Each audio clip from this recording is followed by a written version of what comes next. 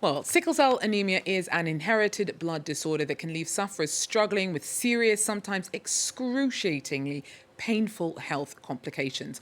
Most of the 8 million people worldwide who have the disease are of African descent, and an estimated 240,000 children are born with it on the continent every year.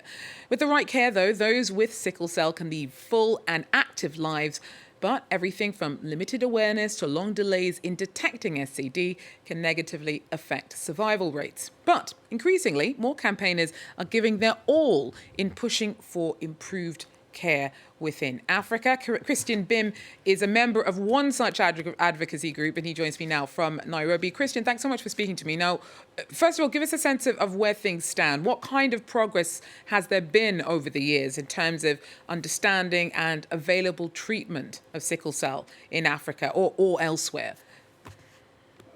Thank you so much. What we have to know that the disease was discovered in 1910, and till 1940, the hereditary aspect of it wasn't really understood. And one of the progress is that in 2008, the United Nations has recognized it as a public health priority, and the day of June 19 was recognized as the World Sickle Cell Day. We have now more understanding of the different type of sickle cells. For example, the one that we find in the west of Africa, which is called the sickle cell disease SC, the one in the middle of Africa, the central of Africa, which is called the SS, which is the most severe, and even the one found, for example, in India, which is called the S. Pujam. What is that in short? It's just a deformation of the red blood cells for a normal person, which is round and flexible with a life of 120 days. But for a sickle cell patient, it's in the form of a banana with a life of 10 to 20 to 30 days, and which is also very rigid, which creates now some difficult for the navigation of the oxygen through the blood vessel, and create some problem like pain, anemia, that why those people have a need of blood transfusion, and also create some vulnerability to infection, for example, the pulmonary infection, typhoid, or encapsulated germ infection.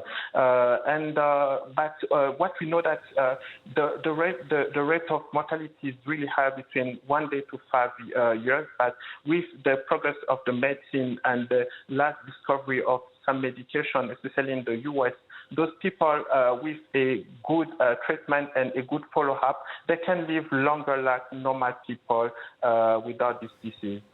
So your organisation is working really hard to raise awareness of the disease of sickle cell. How do you do that? Are you trying to attract more attention to support sufferers? Are you pushing for more research and development? What are your priorities, particularly within the African context? Okay, thank you so much. So the Belgium Association of Sickle Cell Disease, which is President Georja Calvin-Smith, what we do is, first of all, to create awareness, especially in terms of knowing this hemoglobin status. Also, we, before getting married or before thinking about a family project, we also engage with politics to give a better support to those people. And what we also do, we give some small training to the people affected by the disease, because some of them, because of the unpredictable crisis, they have difficult to finish the journey of schooling. They have difficult to have access to employment. So those training is really helpful for them.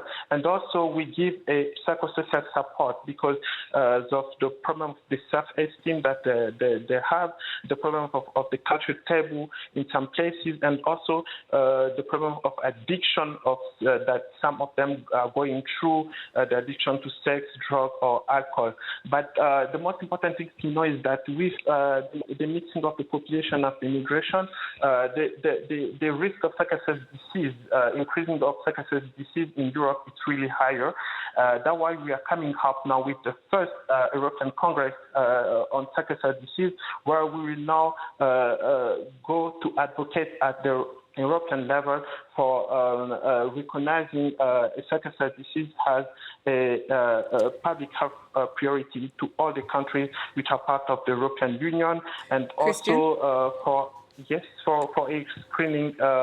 For making mandatory screening for all the women at the time of childbirth.